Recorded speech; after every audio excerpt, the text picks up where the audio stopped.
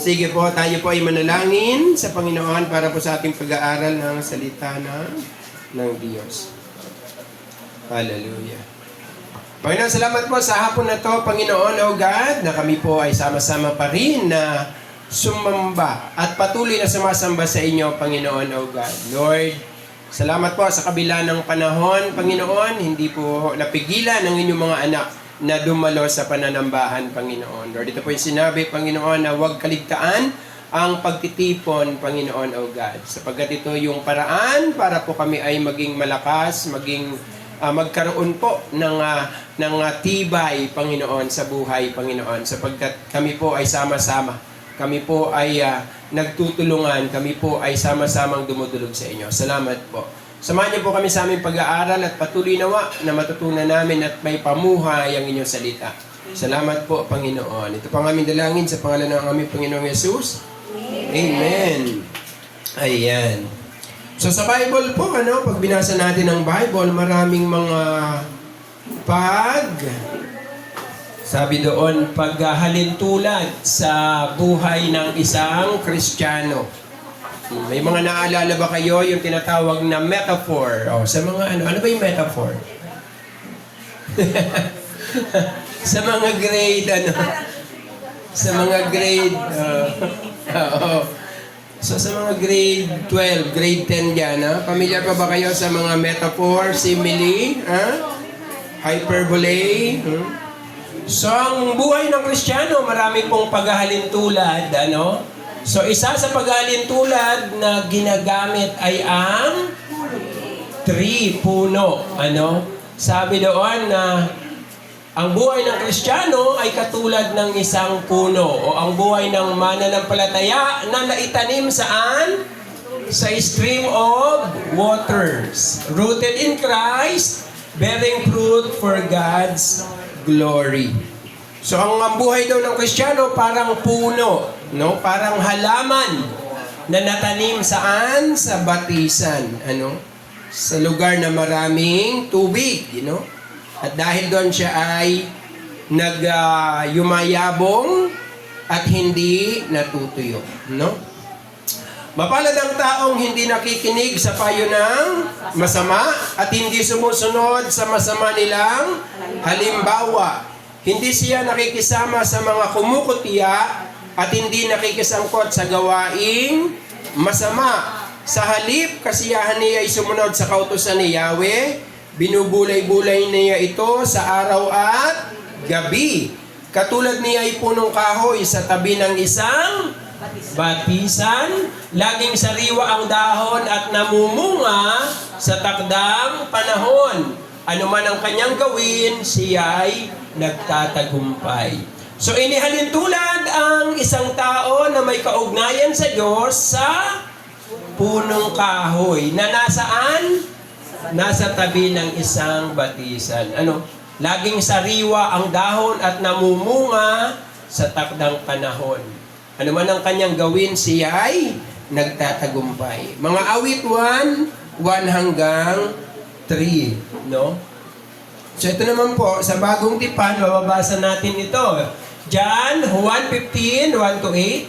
Ako ang tunay na puno ng ubas at ang aking ama ang tagapag-alaga. Inaalis niya ang bawat sangang hindi na nagbubunga at kanya namang pinuputulan at nililinis ang bawat sangang nagbubunga upang magbunga pa ng lalong sagana. Nalinis na kayo sa pamamagitan ng salitang sinabi ko sa inyo, manatili kayo sa akin at mananatili din ako sa inyo. Hindi magbubunga ang sangang hindi nananatili sa puno. Gayon din naman, hindi kayo magbubunga kung hindi kayo mananatili sa akin. Ako ang puno ng ubas at kayo ang mga sanga. Ang nananatili sa akin at ako sa kanya, ang siyang nagbubunga ng sagana, sapagkat wala kayong magagawa kung kayo'y hiwalay sa akin. Ang hindi nananatili sa akin, gaya ng sanga ay itinatapon at natutuyo. Ang ganoong mga sanga ay tinitipon inihahagi sa apoy at nasusunog. Kung nananatili kayo sa akin at nananatili sa inyo ang aking mga salita, hingin ninyo ang anumang nais ninyo at matutupad iyon para sa inyo. Napaparangalan ng aking Ama kung kayo'y masaganang nagbubunga at sa gayon kayo'y magiging mga alagad ko. No? Kailan daw napaparangalan ng Ama? Kapag ang mga Kristiyano ay masaganang nagbubunga at sa gayon kayo'y magiging alagad ko. So may dalawang may dalawang passage, o may dalawa tayong binasa, isa sa lumang tipan, isa sa bagong tipan, Bagamat medyo may konting kaibahan, pero ano yung sentro, core nung parehong binasa natin? Ano yung pagkakapareho nila? Tumutukoy saan yan? Sa puno. Yung puno, magkaiba, dito kay Jesus, doon naman ay yung taong matuwid, So, ang pagkakapareho nila ay yung kanilang relasyon saan? Sa Diyos. Di ba? So, yung pinakamahalagang bagay doon, yung puno nakatanim sa batisan, ibig sabihin may relasyon sa Diyos. Yung isa naman dito ay nakaugnay kay Kristo, may relasyon kay Jesus at may relasyon sa Diyos, Ama. So itong dalawang binasa natin ay paglalarawan ng relasyon. At mula sa relasyon ay nagkaroon ng mabuting paglago, mabuting pagtubo, naging mabunga. So ang buhay ng Kristiyano ay katulad ng puno na natanim sa may batisan. Ang lakas ng puno ay saan daw? Nakatayo sa kanyang ugat. So yung puno, malakas siya dahil sa kanyang ugat. Ito ay ang relasyon niya kay Kristo. Ang katawan naman ng puno, siya ay ang mga aral ng Diyos. Yung aral ng Diyos at yung mga sanga at dahon, siya yung expression ng katotohanan. At syempre, may bunga ang puno. Ito yung lifestyle na nagbibigay ng kaluwalhatian sa Diyos. Kung tayo ay nakakonekta, nakadikit kay Kristo, ang totoong puno, vine, ang ating buhay ay hindi, wither? Hindi malalanta, kundi magbubunga ng sagana. So tayo pala ay nilikha ng Diyos na mayroong relasyon sa Kanya para mamunga. Bakit ka nilikha ng Diyos? Para mamunga. Para mamunga ng sagana. Yan ang plano ng Diyos sa atin. Yan ang nais ng Diyos para sa atin. So, sa awit, malinaw yung paglalarawan tungkol sa blessed life, pinagpalang buhay, Siya ay katulad ng puno na natanim sa may batisan, na namumunga sa kapanahunan, May panahon ng pamumunga at ang kanyang mga sabi dito, dahon ay hindi natutuyo, anuman ang kanyang ginagawa ay nagtatagumpay. So ito pala yung plano ng Diyos. Ito yung totoong plano ng Diyos para sa atin. At pinagpatuloy ni Jesus yan, paglalarawan sa John 15, ako ang puno ng ubas, kayo ang mga sanga, kung mananatili kayo sa akin at ako sa inyo, mamumunga kayo, ng sagana. Sapagkat hiwalay sa akin, wala kayong magagawa. So ang buhay ng tao po, nakadikit yan saan? Sa Diyos. Nakadikit sa Diyos ang ating buhay. Yun ang pinakamahalaga sa lahat. Yung katiyakan na na tayo ay may kaugnayan sa Diyos. May relasyon sa Diyos. The Bible compares believers to trees, plants, and vines because they symbolizes, yung sinisimbolo ng mga to? Puno, halaman, puno ng ubas. Ibig sabihin, meron niyang buhay, meron niyang paglago, meron niyang tama, matatag yan, katatagan, at merong faithful, katapatan, ano? Ay, ibig sabihin, fruitfulness, pagiging mabunga, no? Christianity is not merely a belief system. Hindi lang paniniwala ang Kristyanismo. Ito ay pagkakaroon ng buhay na relasyon kay Kristo o sa Diyos. So, ang Christianity po ay relasyon yan sa Diyos. No? Wala na pong pinakamahalaga sa lahat kundi yung matiyak natin na meron tayong relasyon saan? Sa Diyos. So ito po yung 3. Ito yung ating pag-aaralan. Ano? Ano yung letter T? Totoong relasyon. Buhay na relasyon kay Kristo. Right doctrine, trunk as worldview. Ito yung tamang pag-iisip. Dahil meron kang relasyon kay Kristo, anong pag-iisip magkakaroon? Tayo. No? Ano yung malawak na pagtingin? No? So, sino dito naniniwala na pinanganak siya para magtagumpay? Amen! Bakit ka pinanganak? Para matalo? Hindi po tayo pinanganak para matalo. Pinanganak tayo para magtagumpay. Bakit? Ang Diyos natin ay mananagumpay. Ano? Pinanganak tayo para maging tagapagdala ng mabuting balita. Ang dala-dala mo ay ano? Mabuting balita. No, hindi ka nagdadala ng pangit na balita sa mundo, mabuting balita. No? At may expression, ibig sabihin may kapahayagan yan. Kung pinaniniwalaan mo na anak ka ng Diyos, kung pinaniniwalaan mo na pinagpala ka ng Diyos, kung pinaniniwalaan mo na si Kristo ay namatay para sa iyo, anong klaseng buhay ang dadalhin mo sa iyong pamilya, sa iyong pag-aaral, sa iyong trabaho? No? Paano mo ilalapat yung mga katotohanan na to sa pang-araw-araw mong ginagawa, yung expression, ano? At meron yung ebidensya, ang sabi diyan, ang bunga ng tamang pamumuhay.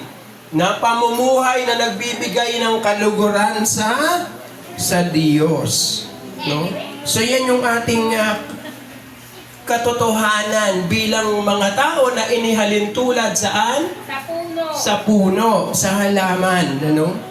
So yung mga pagkain natin, karamihan yan galing sa halaman, sa puno. May pinag-uusapan nga, mukhang ang lansones ba nasa puno?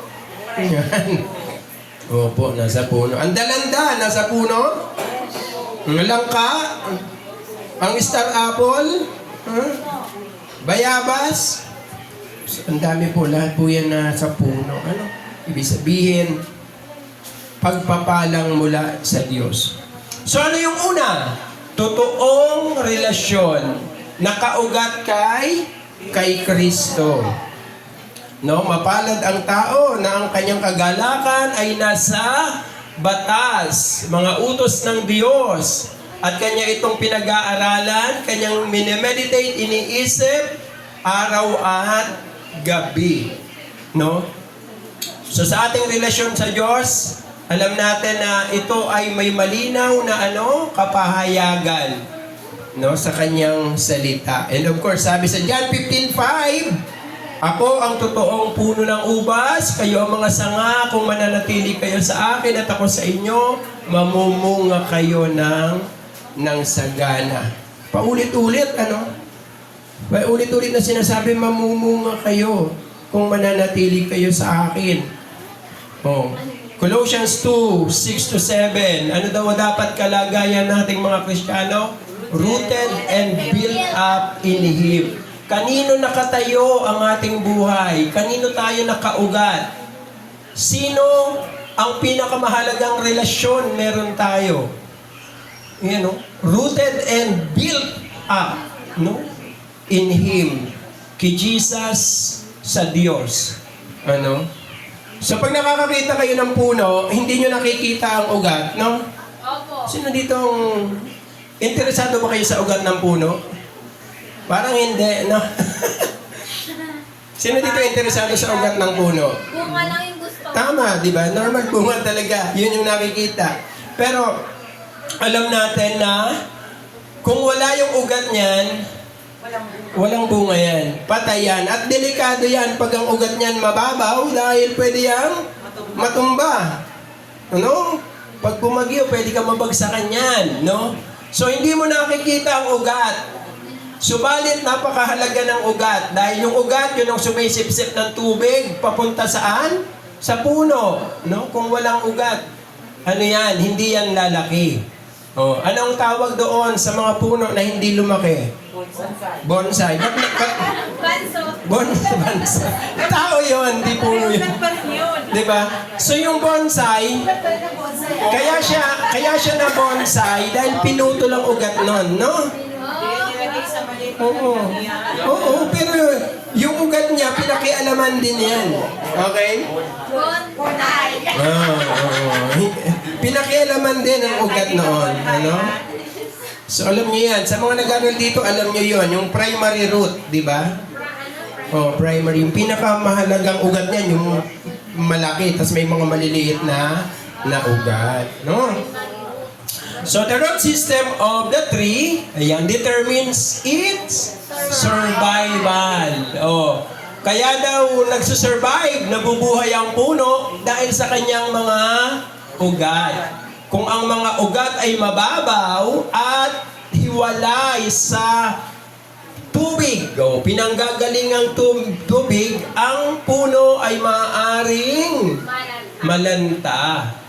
Ganoon din naman ang mga Kristiyano. Ang buhay ng Kristiyano ay nagsisimula at napapanatili. Paano daw yon? By a living relationship with Christ. So ang buhay ng Kristiyano nagiging matibay at matatag. Nagsisimula yan sa relasyon kay Kristo. Di ba? Kaya nga yung mga halimbawa, pag pinutol mo ang bulaklak, ano mangyayari? No? A cauliflower looks beautiful for a few days but dies quickly because it's disconnected from the root. No? So pag pinutol yung bulaklak, namamatay na yan. Many people look religious outwardly but without relationship with Christ, they spiritually wither. So minsan daw, may mga tao na panlabas, parang napaka-relihiyoso nila.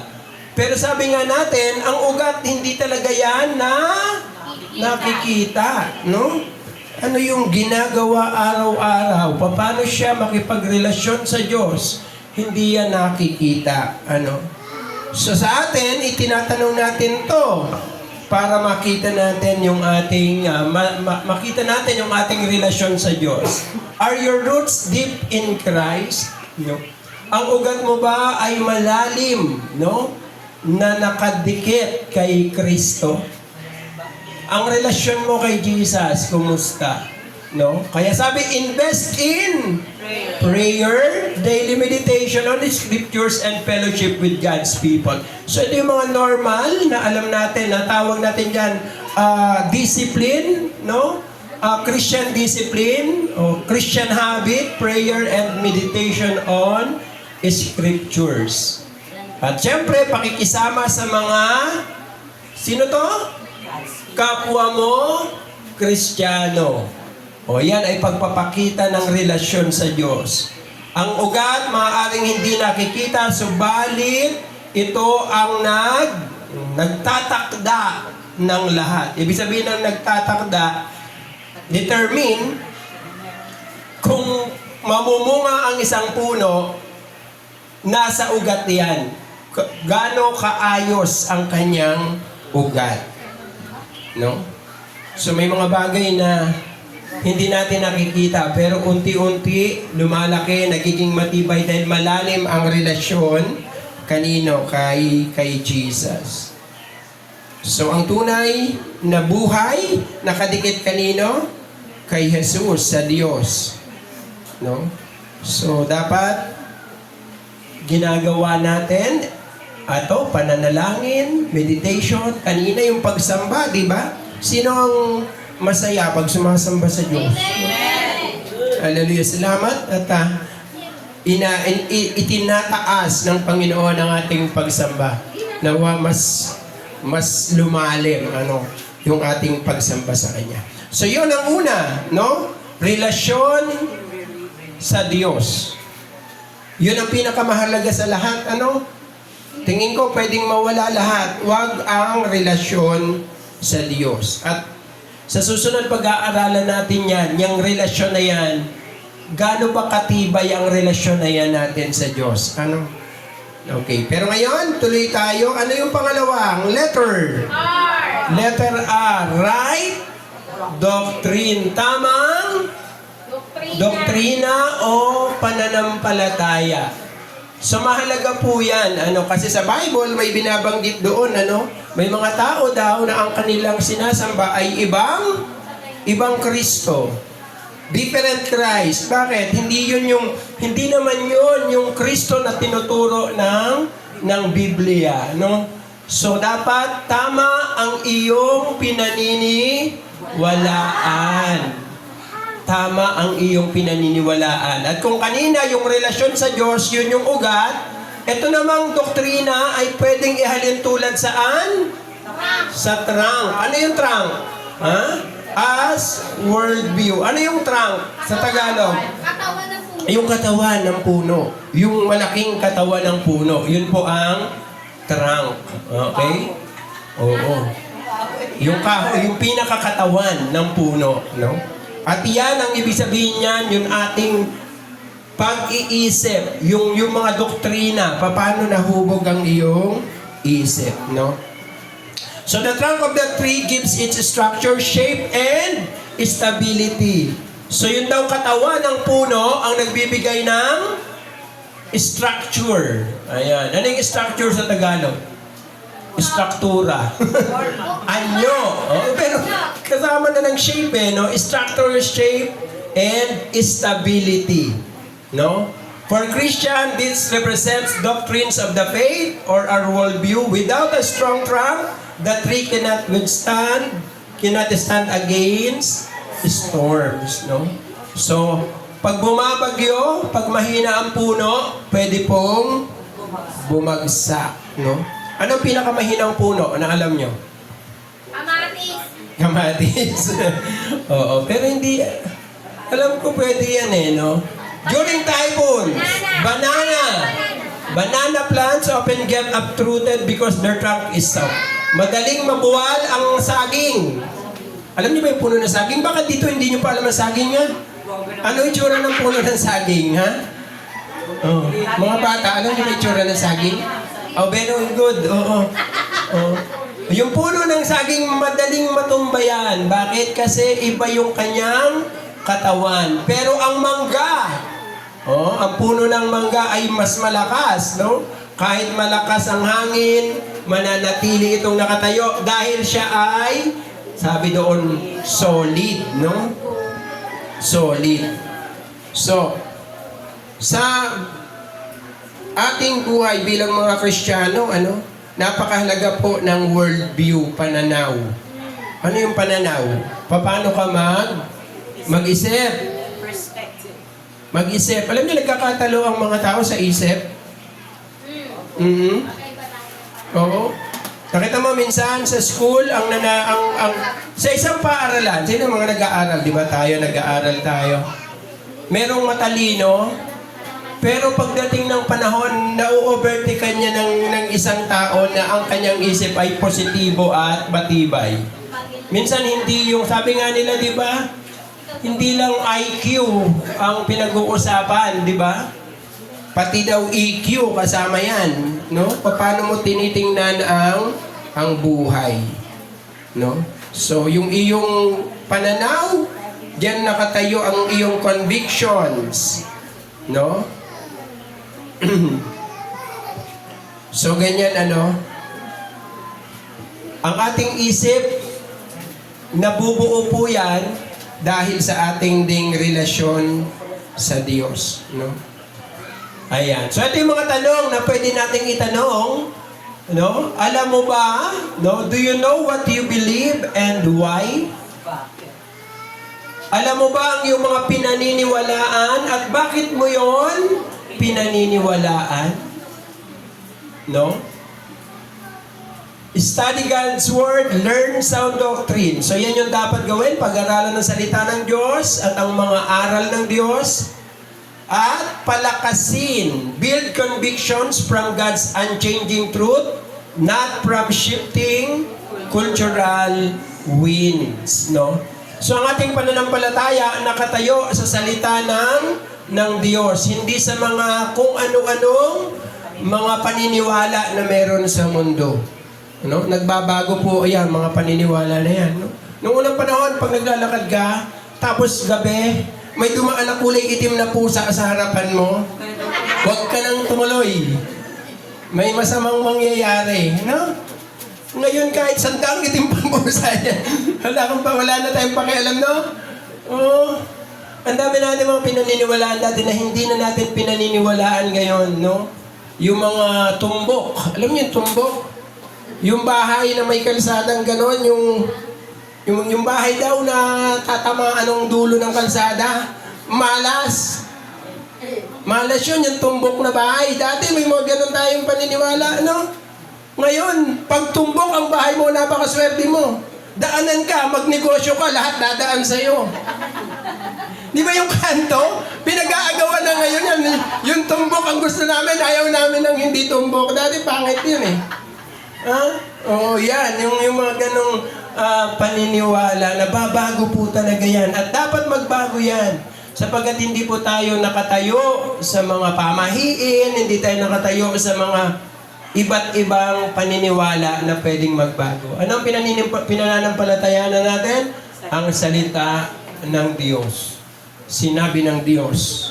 At naniniwala ako doon. No?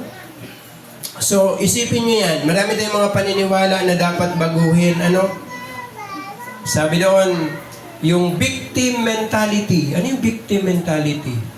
Pabikti. Oo. Yung parang pakiramdam mo, lahat ng bagay sa mundo nagkampi-kampi para labanan ka. Wow, ang lakas mo ng buhok. Parang feeling mo, You and me against the feeling mo pag may nagkwekwentuhan doon, napadaan ka lang, ikaw yung pinagkwekwentuhan.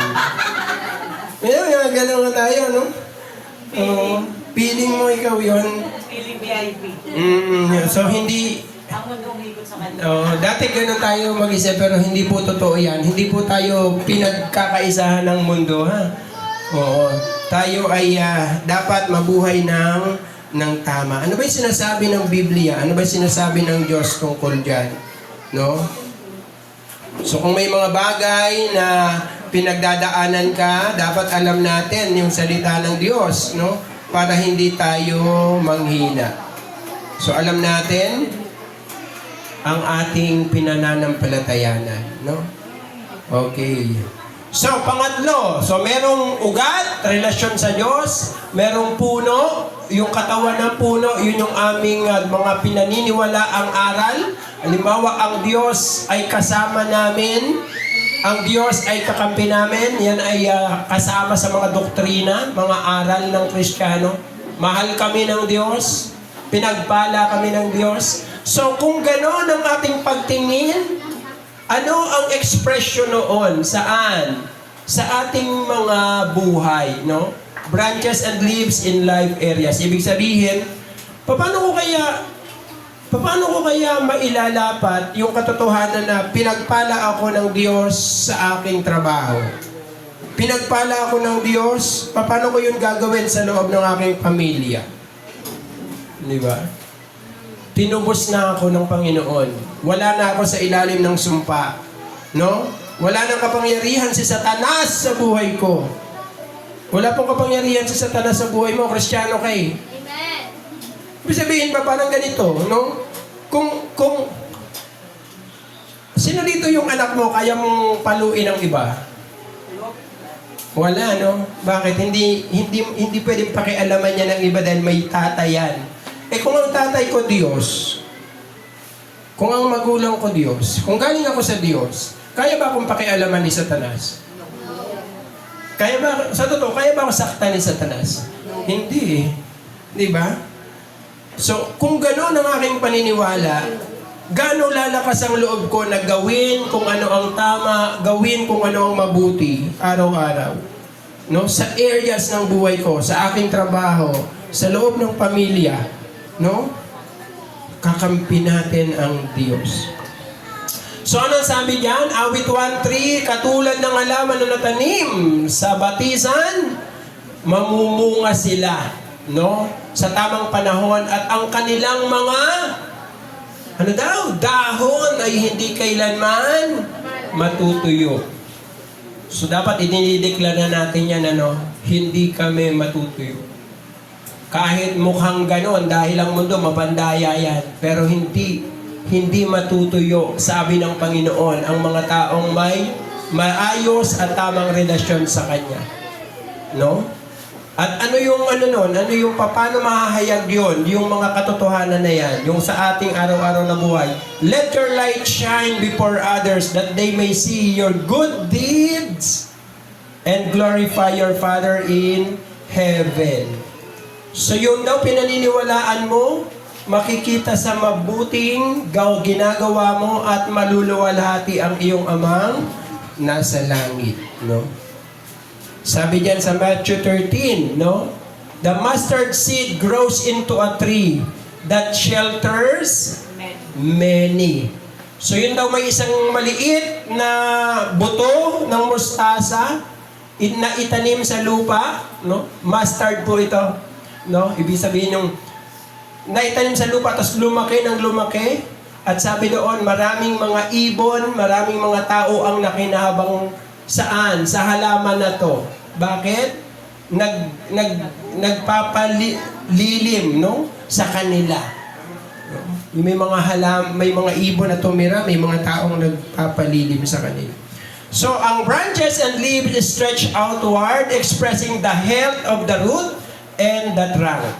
Ibig sabihin, maganda ang naging sanga at dahon dahil tama at malusog ang ugat at ang katawan ng puno. Sa mga Kristiyano, ito ay nagpapakita, nagre-represent ng ng ating world view.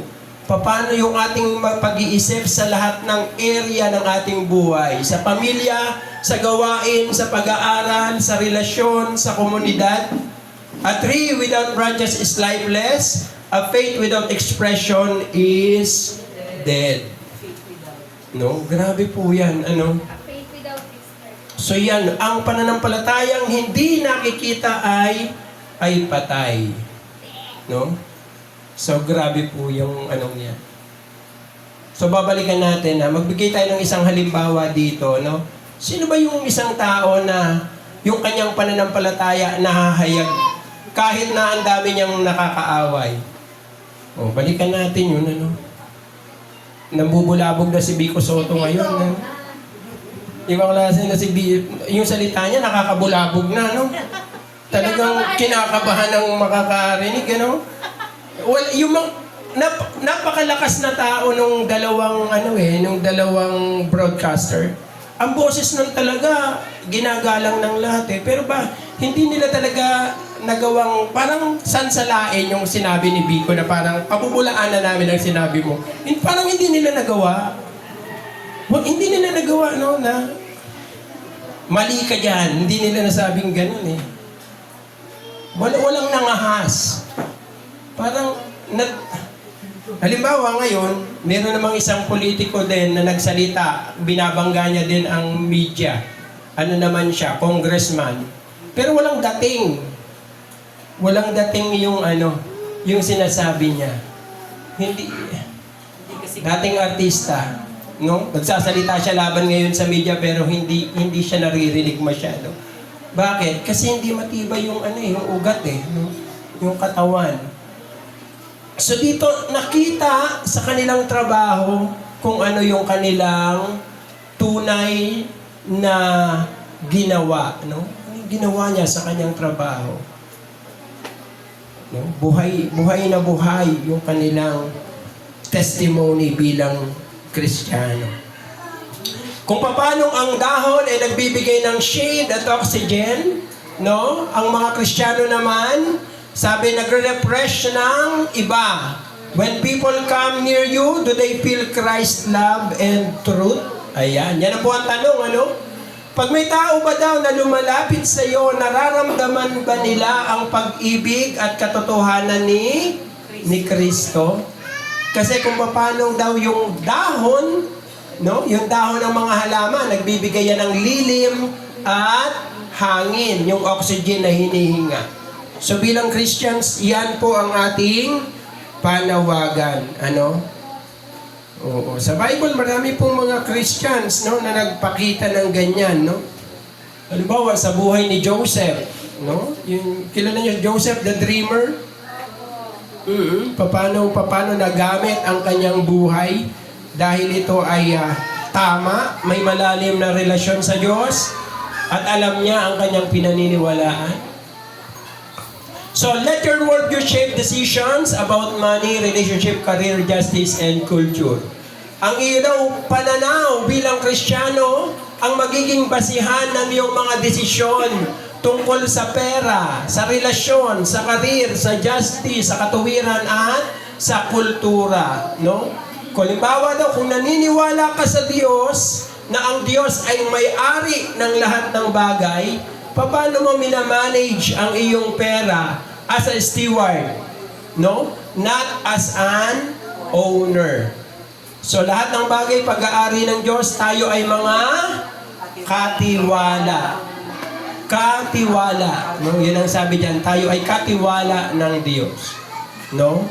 Ang akin bang mga sanga ay umaabot sa iba? Naiimpluwensyahan ba nito ang mundo para kay Kristo? O sila ay natutuyo? No?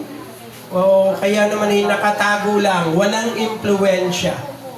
So sabi doon, dapat ang buhay ay may impluwensya. No? O hindi po yung sakit na impluwensya, ano? Hindi yung merong nagkagawang pagbabago. Merong nadadalang mabuting bagay. And lastly, letter E, evidence. No? Ebidensya. Ang bunga, yung ating paano tayo mamuhay ay dapat nagbibigay ng kaluguran sa Diyos. Ano sabi diyan sa 1:3? Ang tao na may relasyon sa Diyos, ang tao na tama ang isip, ang tao na ginagawa yung tama. Ano daw sabi? Whatever he does, prospers. Ano man ang gawin niya, ito ay magtatagumpay. No? Galatians 5:22-23, ang bunga ng Espiritu ay pag-ibig, kagalakan, kapayapaan. No? Ano yung perseverance? Pagiging matyaga, no? Kabutihan, kindness, goodness, faithfulness, gentleness, and self-control. So itong mga bagay pong ito ay bunga, no? ng Espiritu. Ibig sabihin, pag ito po, tayo ay Kristiyano, napakaganda na ito ay maipamuhay. No? Yan yung bunga ng Espiritu. So may bunga ang Espiritu sa ating buhay. So John 15:8, by this my Father is glorified, that you bear much fruit and so prove to be my disciples. Anong klaseng buhay ang plano ng Diyos para sa atin? Bear much fruit. Mabungang buhay, kapaki-pakinabang na buhay. No? Ito ang klase ng buhay na inilaan ng Diyos sa atin. Sapagkat kung mabunga daw tayo, anong nangyayari? Nag-glorify sino? Ang Diyos. Naluluwalhati ang Diyos kapag ang buhay mo ay kapaki-pakinabang. Ang buhay mo ay masagana. At pinatutunayan niya na ikaw ay totoong lingkod ni Kristo. The fruit is the evidence of the tree's health. Ayan. Kung ang puno ay malusog at maayos, ang ito ay ano daw yon? Ang bunga, ang ebidensya.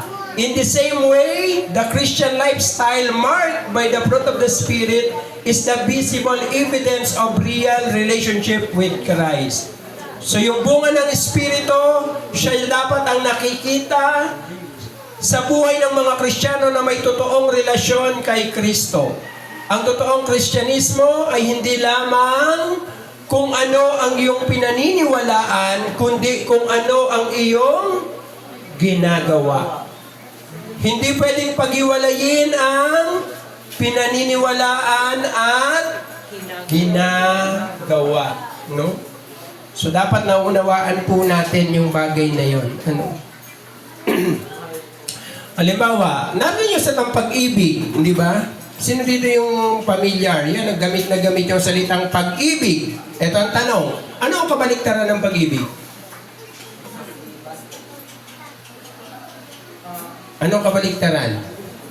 Opposite ng love. Hatred. Hatred?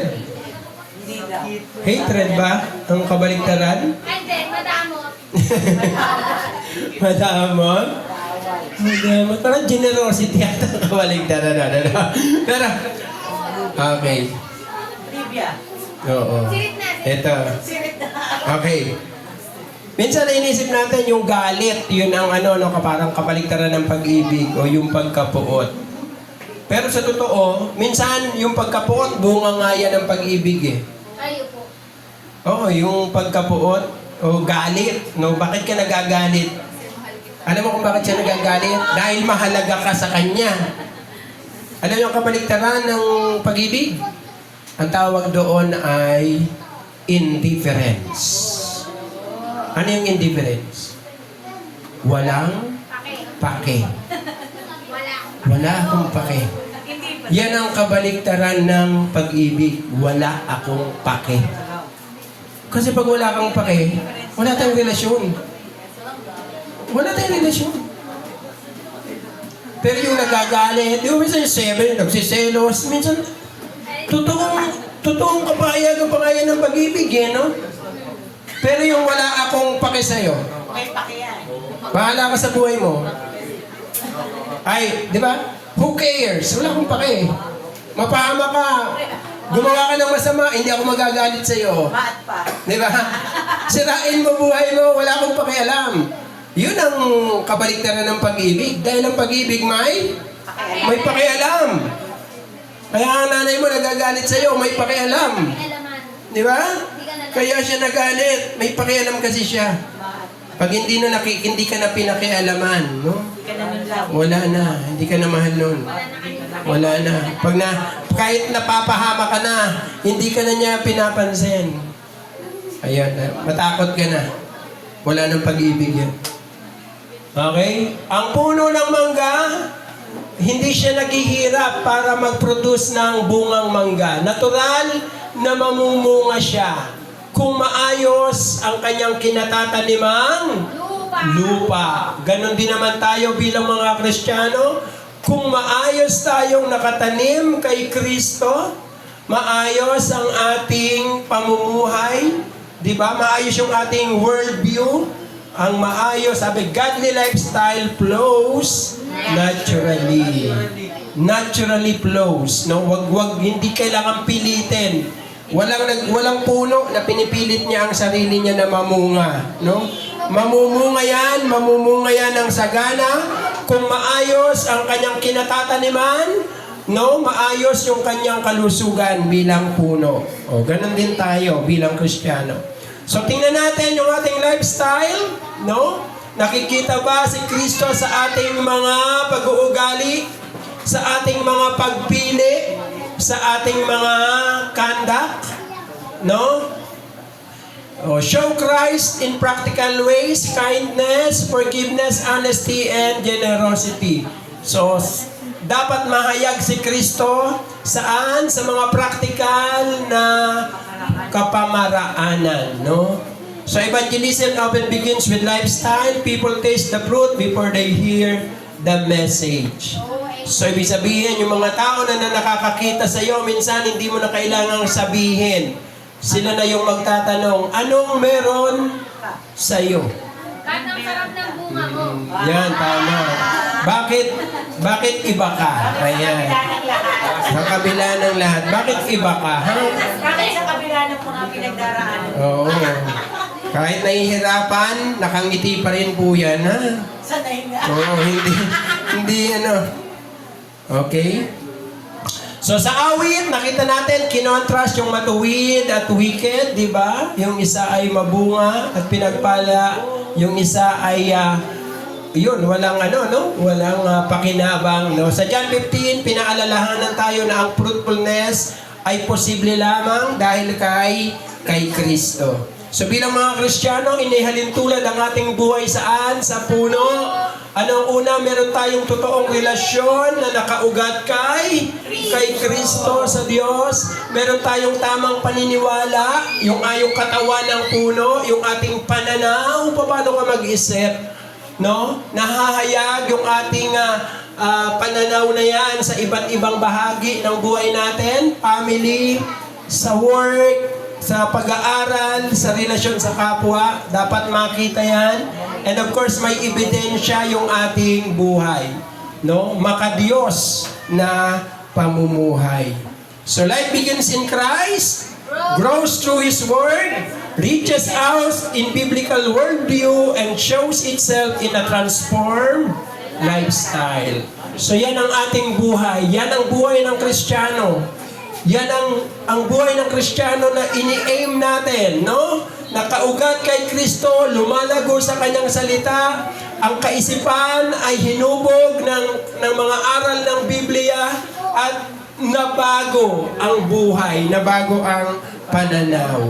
Be planted in a stream of waters, take your roots. Are you truly connected to Christ? Strengthen your trunk, stand firm in sound doctrine, grow your branches, express your faith in all areas of life, and bear your fruit. Live a lifestyle that shows Christ to the world. So yan po yung ating ninanais bilang mga Kristiyano. Let us be trees planted in Christ, rooted deeply, standing firmly, reaching widely, and bearing fruit that glorifies God forever. No? So yan yung ating buhay. Yan ang paglalarawan sa isang buhay Kristiyano. At ang pinakamahalaga po dyan sa lahat ay ito. Planted and rooted kanino? Kay Christ. Kumusta ang iyong relasyon kay Jesus? At itong mga susunod, it will follow. Ito ay susunod kung maayos ang relasyon sa Diyos. Po. So, tayo po manalangin, panalangin natin ang ating mga buhay. Hallelujah. Panginoon, salamat po sapagkat kami ay mga puno. Puno na nakatanim sa batisan, Panginoon. Sapagkat may kaugnayan kami sa Diyos na lumikha ng langit at ng lupa. Sa Diyos na banal, mapagmahal at pinakamakapangyarihan sa lahat. Dinideklara po namin sa pangalan ng aming Panginoong Yesus, kakampi namin ang Diyos. At kami din ay kumakampi sa Diyos. Lord, mangyari sa amin ang pinakamabuti mong plano, Panginoon. Kung paano ang puno na nakatanim sa maayos na lupa, magkakaroon ng malusog na katawan, malusog na mga sanga, mga dahon, Lord, na nananatiling sariwa, Panginoon, at namumunga, Panginoon, sa tamang panahon.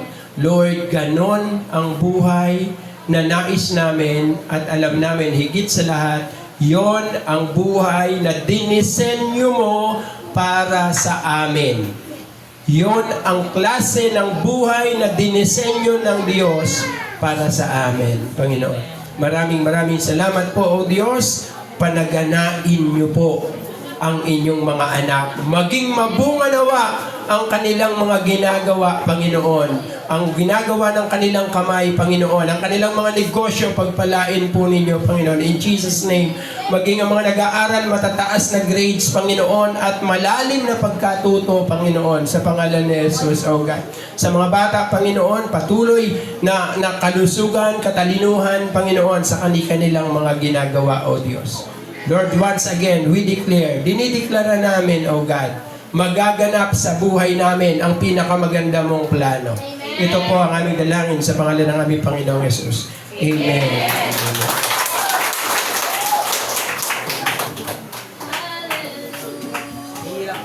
Nak, tawagin mo nga yung mga pulinggit.